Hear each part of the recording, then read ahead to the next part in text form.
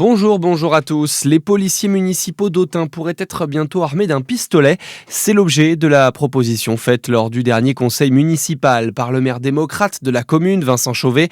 Une décision motivée notamment après la fusillade survenue sur le parking d'une grande surface au début du mois de septembre et qui pourrait entrer en vigueur dès 2026. En parallèle, la mairie souhaite faire installer 10 à 15 caméras de surveillance supplémentaires. Un cinquième foyer de dermatose nodulaire détecté à Écleux dans le Jura. 5 bêtes ont dû être abattues en début de semaine sur la commune. 270 bovins ont déjà été tués à cause de ce virus qui circule de plus en plus partout en France. Et ce, malgré la distribution d'un vaccin ces dernières semaines. Une dose qui met pratiquement un mois pour être efficace. La dermatose nodulaire n'est pas transmissible à l'homme. Après avoir menacé et insulté une dizaine de maires en Côte d'Or, un homme a été condamné à 4 mois de prison avec sursis au tribunal de Dijon, 10 jours après son jugement.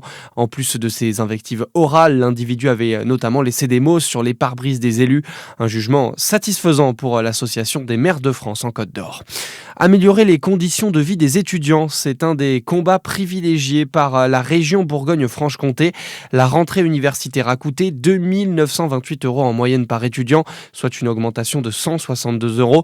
Les élus régionaux ont donc adopté vendredi dernier un nouveau dispositif pour endiguer ce phénomène. Thomas Stanico. Oui, réunis en assemblée plénière, les élus ont adopté une enveloppe de 600 000 €. Cette somme va être divisée sous forme de subventions allant de 5 000 à 50 000 €.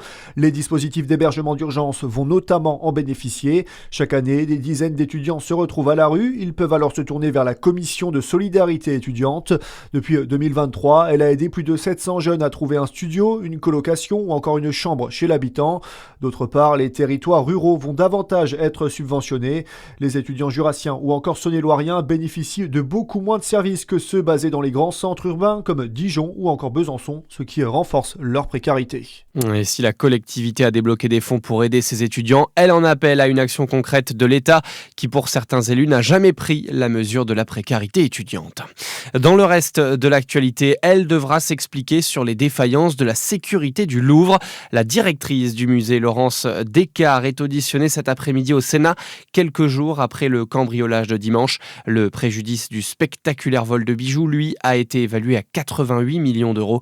Ce montant baissera si ces bijoux sont démontés et vendus en pièces détachées, ce que redoutent les autorités. Une centaine d'enquêteurs est mobilisée pour les retrouver. Et puis le rugby, Fabien Galtier, le sélectionneur du 15 de France, annonce aujourd'hui sa liste en vue de la tournée d'automne. Ce sera contre l'Afrique du Sud le 8 novembre, les Fidji le 15 novembre et l'Australie le 22 novembre. À suivre, votre météo sur Fréquence Plus.